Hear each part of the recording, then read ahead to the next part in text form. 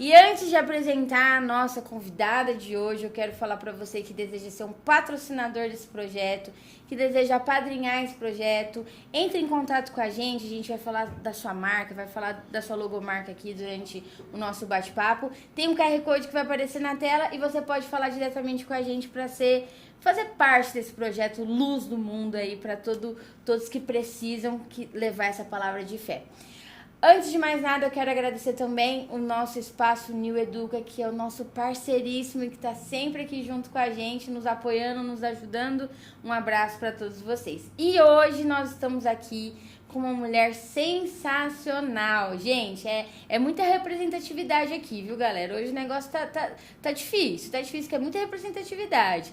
Ela é política, cristã, assistente social, já foi conselheira tutelar e eu tô falando de nada mais, nada menos do que Gláucia Berenice. Olá! Seja muito bem-vinda. Falei certo o nome? Falou certinho. Que às vezes eu me confundo, viu? Às vezes eu falo o contrário. Seja muito bem-vinda. É um prazer ter você aqui no nosso podcast, conhecer um pouco da sua história e saber como é que Cristo fez tudo isso, né, na vida dessa mulher porreta que está aqui representando Ribeirão Preto há tantos anos. É um prazer ter você aqui. Obrigada. Depois dessa apresentação, a gente fica até meio constrangida.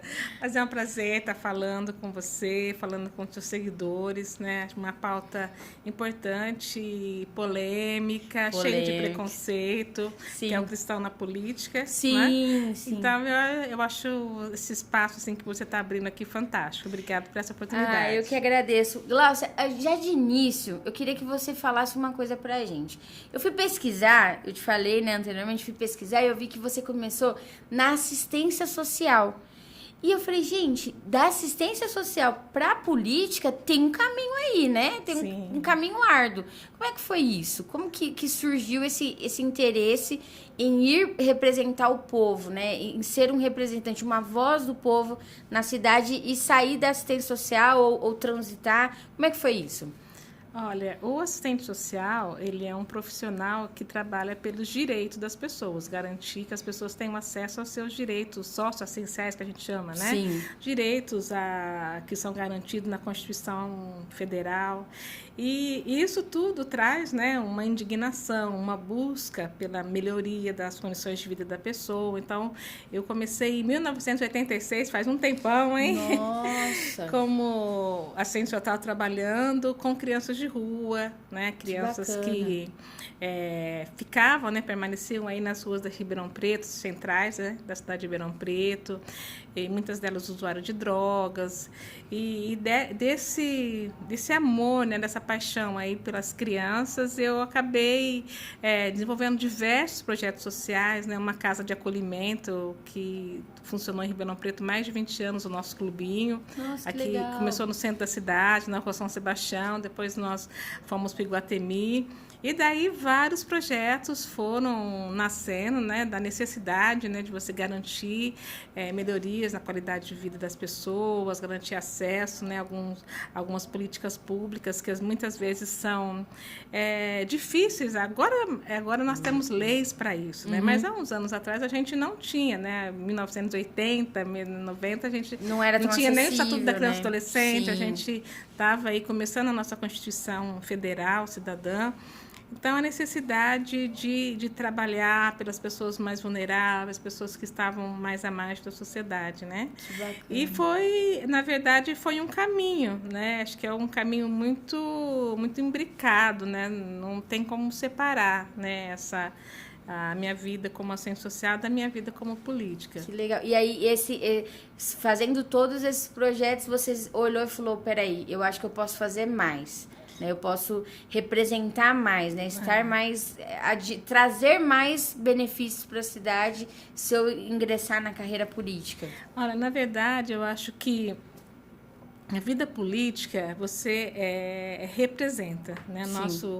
A nossa característica, né, enquanto vereador é representar o povo. Então, eu acho que não é legítimo se você falar eu vou. Entendi. Né? Acho que as pessoas do seu entorno, as pessoas que conhecem o seu trabalho é que devem te indicar, né, te levar. Esse é o verdadeiro líder. Né? Esse é o verdadeiro eu falo assim, líder. não, acho que você tem perfil, né? E assim foi comigo, né? Eu fui eleita conselheira tutelar no primeiro Conselho de Tutelar de Ribeirão Preto, o Conselho de Pastores me indicou para fazer parte, né? Porque dentro, né, naquela época, em 1993, não existiam muitas pessoas que tinham uma atuação mesmo voltada pela garantia dos direitos, a luta, né, pelas crianças, pelos mais vulneráveis. Então, eu fui indicada ali, o Conselho de Pastores praticamente me empurrou, né, para ser candidata, fui eleita, fui conselheira tutelar, depois fui presidente do Conselho de Direitos da Criança e Adolescente, discutindo muito essas questões mais amplas mesmo, a necessidade, né, da cidade cuidar melhor, né, dos seus filhos, né? E depois, né, quando eu fui para a vida política, na verdade, em 2004, meu pastor me falou, olha, um monte de gente vem aqui, quer ser candidata a vereador, tal. Muita gente não faz nem nada pela cidade, né? Que é só a candidatura. Só quer, né, ser candidato. E você tem uma vida a serviço, né, da sociedade, não da igreja, da sociedade, né? Então, eu falei, né, o pastor Danilo, né? Assim, eu, vereador, eu não gosto de trabalhar, não gosto de ficar nos bastidores, é algum negócio assim. Eu já tinha implantado uma casa-lar para crianças, né, o clubinho, um projeto de aprendizagem para adolescentes, colocação de adolescentes, preparação, né, no mercado de trabalho, uma casa para pessoas com AIDS, projeto de fortalecimento de vínculos para as crianças nas comunidades mais periféricas. Eu já tinha implantado um núcleo, né, para mulheres vulneráveis, dando a questão de profissionalização, né, cursos para a mulher na geração de renda, inclusão produtiva. Então, assim, vários projetos. Eu falei assim, olha, você tem feito, né? Então, mas eu não tenho perfil, não gosto de falar muito, gosto... Ele falou, vai orar, minha filha, vai orar. É que Deus vai falar com você. E aí, 2004 e 2007, eu passei uma situação muito complicada, assim, participei de uma reunião muito complicada, assim, ouvi umas coisas muito estranhas, sabe? Eu falei, meu Deus, né? A gente está com tanta dificuldade de orçamento público e mau uso de recursos públicos. Eu sempre trabalhei muito próximo do poder público por conta do atendimento para pessoas com AIDS, com crianças vulneráveis, mulheres, né? E eu fiquei indignada com aquilo, né? E aí eu cheguei em casa, fui falar com Deus, falei, nossa, né? A gente desperdício de recursos públicos, tanta gente sofrendo, né? E aí eu lembrei de uma parábola, né, em Juízes 9, que fala das árvores do campo, né? As árvores, elas pedem, né, um rei, né, alguém para governar sobre elas. Aí elas procuram a oliveira, né? A oliveira fala, não, né, eu vou produzir aqui, o meu azeite, vou ungir os reis. A videira fala, não, vou produzir vinho, eu alegro as pessoas. A figueira falou, vou produzir figos doces, maravilhosos. De trabalho, né, para cuidar, governar sobre vocês, e o espinheiro fala assim, não, eu governo sobre vocês, né? E daquilo me falou assim, puxa vida, né? As pessoas, quem tem o que dá, muitas vezes se omite, né? E quem não tem se coloca numa posição, né? Por ganância, por status, né? Por N motivações. E acaba ferindo as pessoas. E aí eu lembrei daquela conversa que eu tinha tido, né? Eu vim orando, eu falei, eu acho que eu não vou mais me omitir, né? Porque enquanto a oliveira, a figueira e a videira se omitem, né? O espinheiro, que não tem nada, não tem sombra, né? Não tem alimento, né? Não tem remédio, não produz nada, né? Aí eu aceitei, falei, então eis-me aqui, vamos ver como é que vai ser.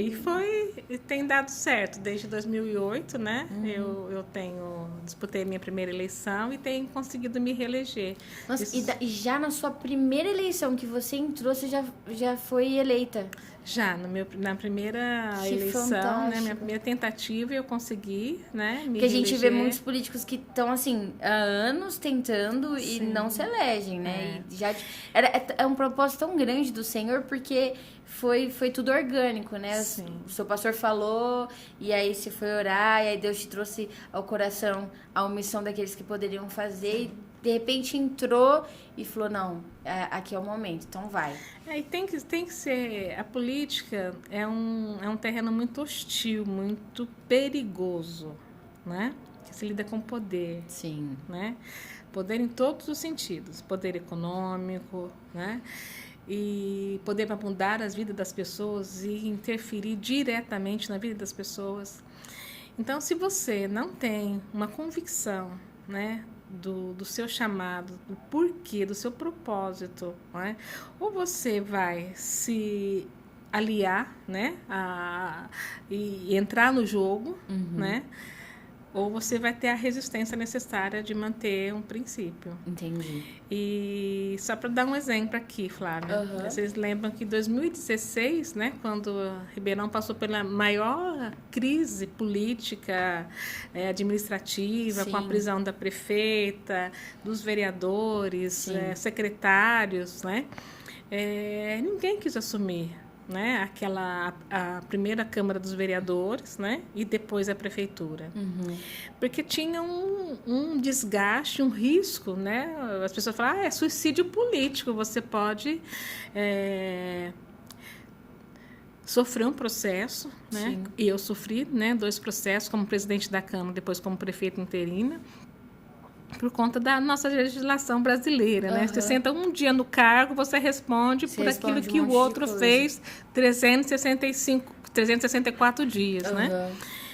E eu fui movida por um senso de propósito naquele momento. Eu tinha convicção, né? Falei, não, eu estou nessa posição, né? Que a lei fala? A lei fala que na falta, né, do líder do executivo, né, do mandatário, ali, o prefeito, quem tem que assumir? O presidente da Câmara. Eu sou presidente da Câmara.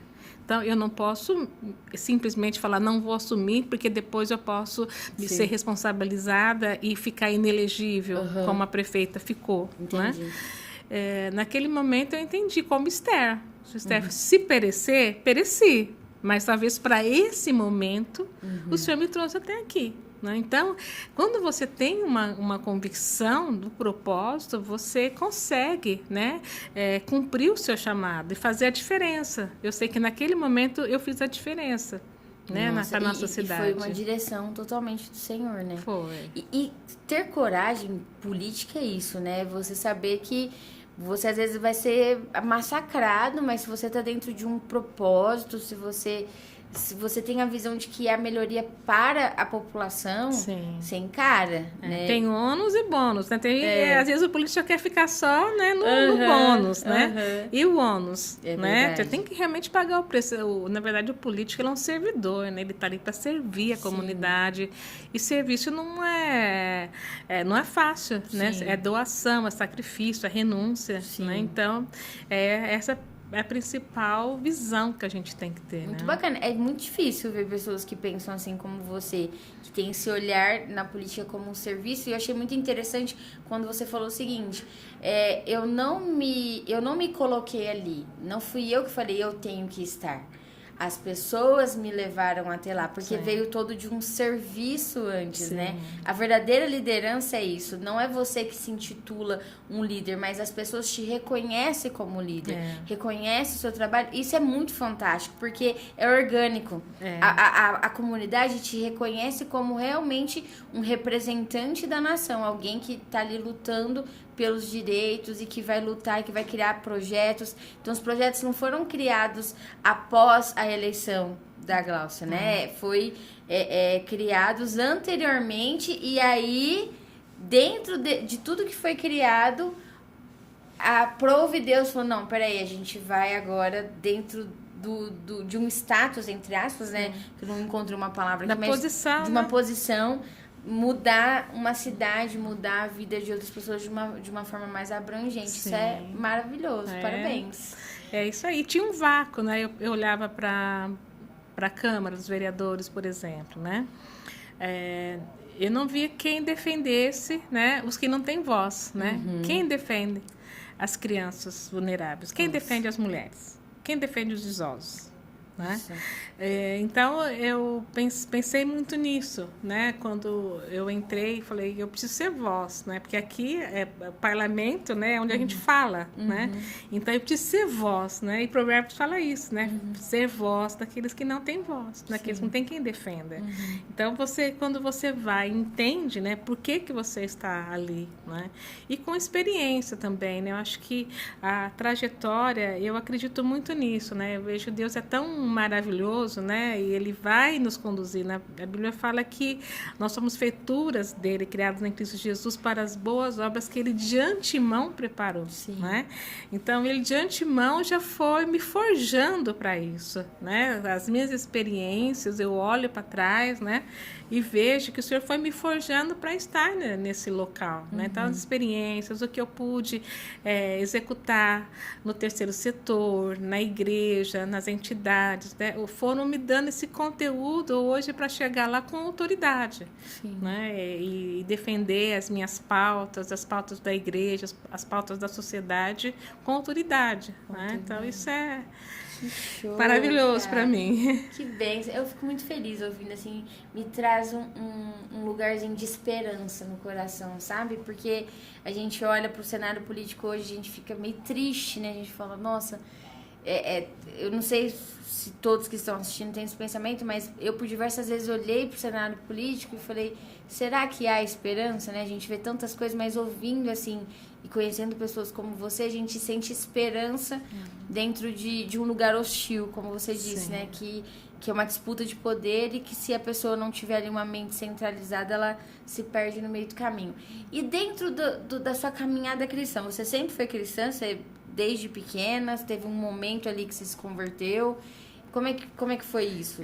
A minha trajetória, né, foi... Eu vim de uma família, assim, muito religiosa, né? Mas eu sempre fui muito religiosa. Quase fui freira. Olha! Né? E com 15 anos eu me converti ao Evangelho. Olha né? só. Na Igreja Católica, mas eu me converti mesmo, né? Conhecendo, amando muito a Jesus, né? E de lá para cá, né? Hoje eu tô com 56 anos, né? Então são 41 anos que eu nunca olhei para trás, Que né? bênção. Nunca tive esse desejo de voltar para trás. De retroceder, né? Eu sou casada, né? Há 21 anos, sou casada com o Joel e tenho 2 filhos, o Rafael, que é um músico maravilhoso, Olha 20 só. anos, vou fazer propaganda, Rafa Vini, Muito compositor. Um compositor pop, gospel, e o Lucas, que é um adolescente, né, que está ainda se descobrindo. E tô, né, caminhando, me converti na comunidade cristã de Ribeirão Preto, tô desde o início da fundação da igreja, né? Nossa! Praticamente dona da comunidade junto com o Danilo. Eu sou uma das fundadoras, né, ali, né? Um grupinho de jovens, né? E tô assim, desde o momento quando eu falo, né? É importante, às vezes as pessoas falam, mas como é o meu ministério, né? A gente precisa de olhar para aquilo que a gente gosta de fazer, né? Desde o começo da comunidade, eu tinha 15 anos, né? E aí eu movimentava o pessoal para fazer arrecadação de alimento. Né? A ação social já estava ali. Estava lá dentro. Gritando. Vamos arrecadar alimento para a gente levar para as famílias carentes, visitar o asilo que tinha ali perto, nos Campos Elíseos, tem ainda, né? O Padre Euclides. Então, tudo aquilo foi me chamando, né? Para depois da faculdade também, tudo foi me levando dentro do meu chamado. E é importante o jovem hoje, né? Eu falo com 15 anos, quando eu me converti, logo na sequência, já com 17 anos, quando eu fui fazer a faculdade, né? Eu tinha certeza que eu queria servir as pessoas, eu queria servir com a minha profissão, ajudar as pessoas mais vulneráveis, né? E aí falei, você é advogada? Eu falei, você é polícia. Você é polícia. Prender os bandidos, prender quem faz mal para as pessoas. Eu falei, não vou ser polícia não, né? Não é isso. Eu quero, não vai meu perfil, né? Tem muitos policiais na família, né? Civis e militares. Eu falei, não vou seguir essa carreira não, né? Eu quero servir de uma outra forma de poder ajudar as pessoas, né? E eu entendi que o serviço social seria a ferramenta profissional, né? Eu achava que eu ia para a África, ser missionária na África. Olha só. Ia todos os apelos, eu ia chorar, né? Aí um dia, vindo da faculdade, né? Fazer na ERP à noite, eu estava lá na Praça 15, né? Na época tinha o terminal rodoviário, esperando o último ônibus, meia-noite. Aquele monte de meninos, assim, né? Aí falei, olha os seus meninos da África aí, você vai cuidar desses meninos. Esses são os seus órfãos. Aí eu falava, porque eu achava, vou pra África cuidar dos órfãos da África, né? Aí o Espírito Santo falou para mim assim, olha os seus órfãos da África aí, você vai cuidar dos órfãos de Ribeirão. Falei, uau! As pessoas acham que o trabalho missionário é só ir onde está a extrema Sim, pobreza, né? Aí né? Deus me mostrou os órfãos de Ribeirão. Olha né? só. E que também não eram órfãos, grande parte tinham mães e pais, mas que exploravam, né? Vítimas Sim. de violência doméstica, de abuso sexual e tal.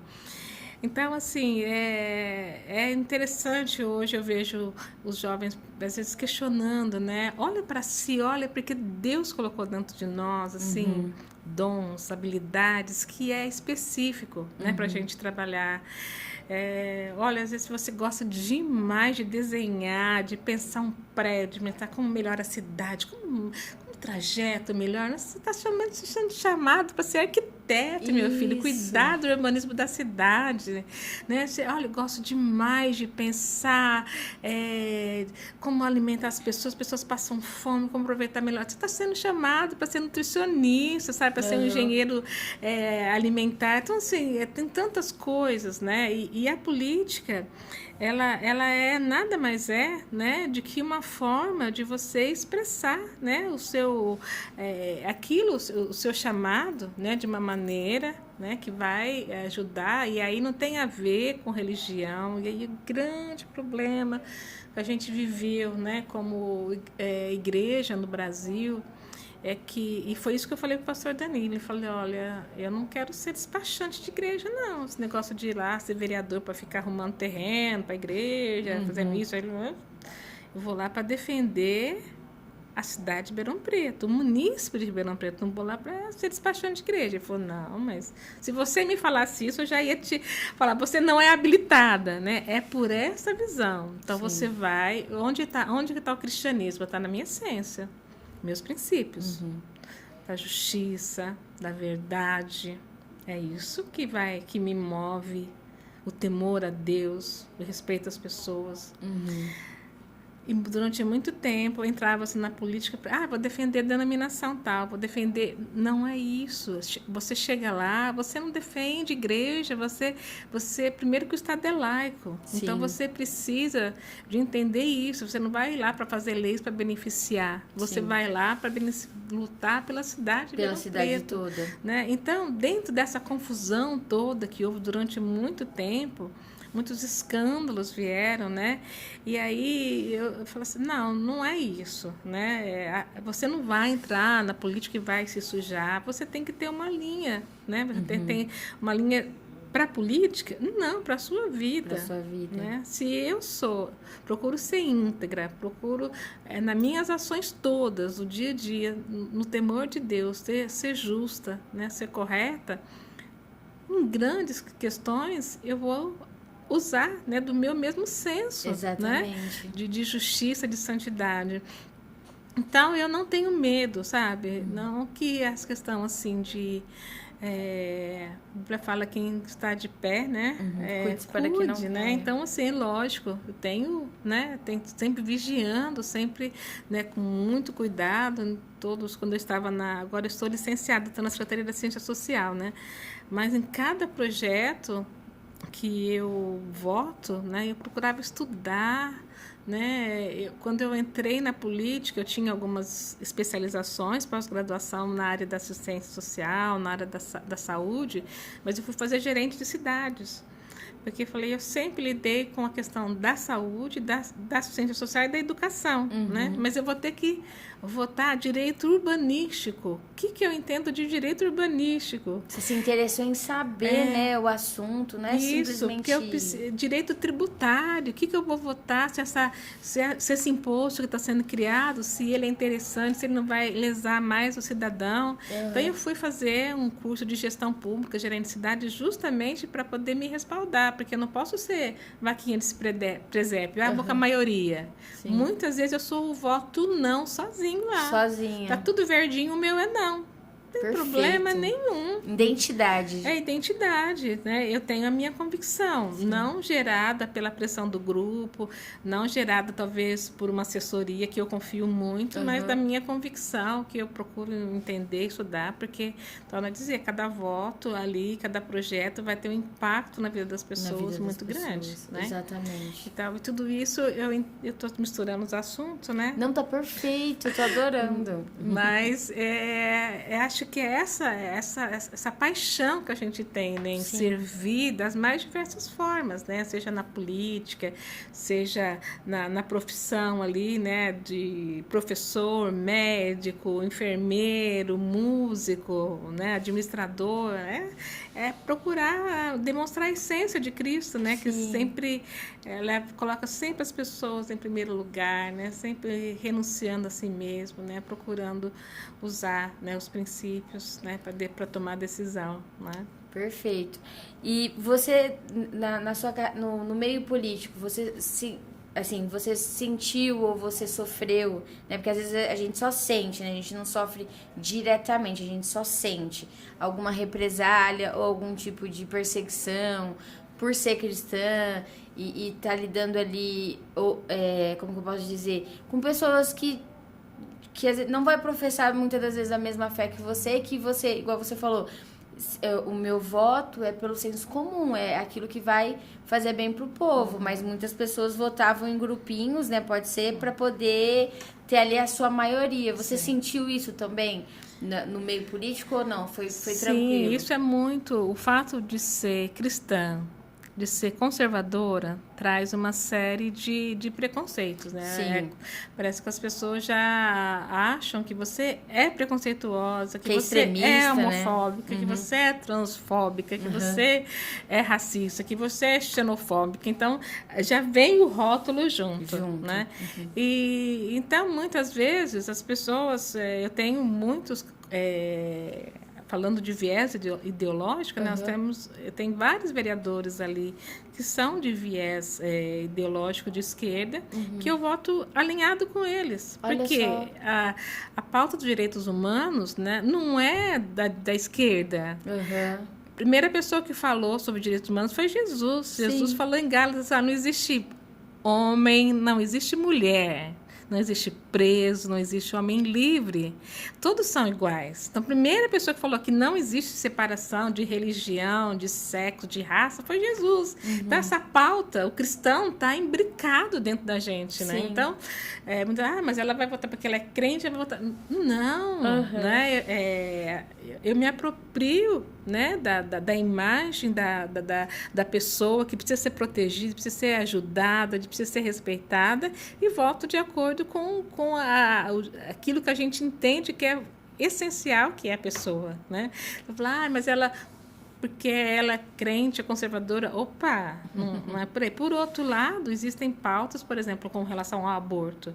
Para mim, é inegociável a questão do aborto, né? Com relação à erotização precoce de crianças. Eu trabalho desde 1986 com crianças abusadas sexualmente. Desde 86. Eu tenho uma especialização pela USP em violência sexual contra criança e adolescente.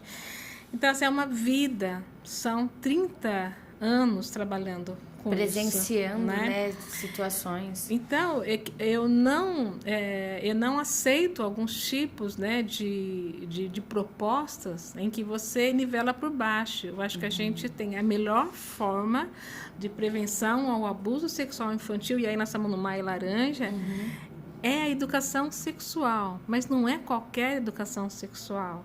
Não é educação sexual em que você vai para a escola e fala, usa camisinha. Olha, faça tal posição, faça tal performance. Não é isso. Sim. Eu trabalho com crianças, falo para crianças de 2 anos sobre sexualidade, porque está dentro. Nós somos pessoas sexuais, tá? Até Deus nos criou saber assim. se defender também, Sim, né? mas o adulto, a sexualidade está dentro dele, Sim. tá? Faz Os parte da estímulos, vida. né? Sim. Agora, a criança, a sexualidade está fora ainda, ela não está vivenciando, tem tempo para tudo. Uhum. Então, se você traz para a criança os princípios, fala do limite corporal, fala, olha, esse é o meu corpo, é a minha casa. Então, a minha casa, ninguém pode tocar. Né? A minha casa, ela é protegida, tem as partes que são só minha, que só eu posso tocar, ou minha mãe, meu pai, quando vai fazer minha higiene, quando eu estou doente, o médico. Tem partes que ninguém pode tocar. Sim. E aí, quando você vai falando para a criança sobre isso, né? Sobre esse limite corporal, sobre a questão do afeto, né? Sobre a questão do que é bom, o toque que é saudável, o toque que não é saudável, sobre as emoções, né? Que às vezes a gente realmente faz parte, né? Do nosso, tá de um jeito hoje, de outro jeito, amanhã, de manhã acordar de um jeito, uma situação outra, como você lidar com as suas emoções para não ser manipulado, né? Para não olhar para o outro. Então, quando você vai trabalhando isso com a criança desde a mais tenra idade, né? Lógico, cada linguagem, né? Quando a sua faixa etária, você chega, quando ele está pronto, né? Para tomar uma tomada de decisão mesmo, ele vai fazer de forma consciente para ter uma vida ativa, sexual ativa, protegida, sem manipulação, sem exploração.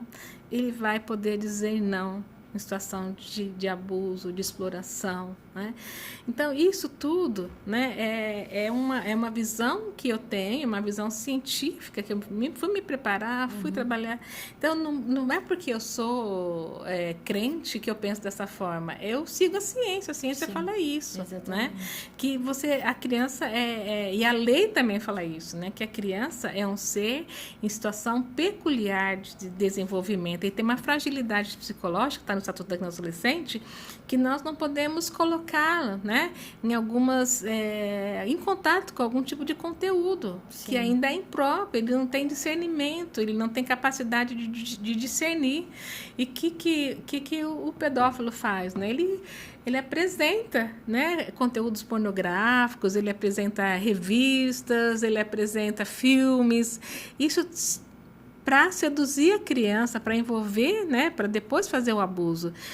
Quanto mais a gente levar para essa criança a questão do que é saudável, né, do que é permitido, do que não é permitido, a gente vai proteger muitas crianças. Muitas. E você sabe que no mundo, 500 mil de crianças serão abusadas em 2023. 500 mil de crianças. Meu Deus. É um dado assustador. Claro. E de uma em cada 4 crianças meninas serão abusadas antes de completarem 18 anos. E para cada 6 meninos serão abusados antes de completar 18 anos. É um dado muito assustador. Você pensa, uma a cada 6. Quantos meninos que eu conheço que estão aqui são meus filhos, são meus sobrinhos, são meus vizinhos, são meus alunos. Às vezes uma da família igreja. grande que você olha que você tem 5 filhos, talvez um dos seus filhos vai ser abusado. Então, isso é um dado científico comprovado, é uma tendência mundial, não é só brasileira, é mundial. Então, assim, a gente precisa trabalhar muito. Então, quando se nivela muito por baixo, não, deixa as crianças terem acesso. Hoje, as crianças estão sendo educadas sexualmente através da pornografia. Né? Então, quem está ensinando sobre sexo é a pornografia, que eles têm acesso através, né, na internet, né, nos joguinhos. Então, assim, aí eles acham, né, que eu proíbo, falam, ela proíbe a educação sexual. Não proíbe, muito pelo contrário, né? Educação sexual não se trata de práticas sexuais, você trabalha a questão da sexualidade, né? Tem uma idade certa para isso, né? Cada prática sexual. A criança tem uma curiosidade e aí a gente tem que responder, né? E a gente tem que se antecipar. A gente tem que chegar antes, né? Quando a informação chega antes, a prática abusiva, ela não vai chegar, porque a informação chegou primeiro. Aí você está protegendo, né? Você está falando, está passando um filme na minha cabeça, porque eu iniciei a educação sexual da minha filha também com 2 anos, 3. Foi um choque, assim, para todo mundo. E graças a Deus isso aconteceu. Porque hoje, ela com 9 anos, ela é bem, assim, esperta. Ela sabe os limites, tudo isso que você falou. E para nós cristãos, né? Infelizmente, a gente não consegue viver a sexualidade na plenitude, porque nós temos muitos mitos, né? Muitas questões ainda que nossos pais não resolveram, a gente não resolveu, mas a gente precisa de não reproduzir isso nos nossos filhos, né? Sim. Então, quanto mais a gente tratar com naturalidade essa questão da sexualidade, né? Mas trazer de uma forma saudável, né? De uma forma respeitosa, respeitando, né? Os limites de cada faixa etária. Eu estou falando muito disso porque assim, tem sido meu trabalho com o abuso, né? Trabalho com a criança. Tá também na atualidade, né? É o que a gente mais luta. Nossa, que gostoso te ouvir. Eu fiquei assim, igual eu falei no começo, coração quentinho, gente. De saber que existe alguém que nos representa tanto e que luta realmente as nossas lutas, né? As nossas dores e o que a sociedade realmente precisa ser representada. Foi um prazer te receber aqui hoje. A gente vai te trazer de novo, tá? Porque foi tudo muito rápido, tudo muito corrido. Mas a gente vai te trazer de novo porque tem muita coisa ainda para você nos passar sobre toda essa questão da infância, de como lidar com essas pautas e como que a gente pode agregar o nosso chamado, né, na sociedade, independente do que o Senhor nos chamou para fazer, fazendo com excelência. Sim. E foi um prazer, muito obrigada por estar aqui com a gente. Eu que agradeço e quero voltar, sim. Por favor. E a gente tem um momento aqui de segundos, que chama Alguém Tem Que Falar. O que é isso, Flávia? Fala o que você tiver no coração.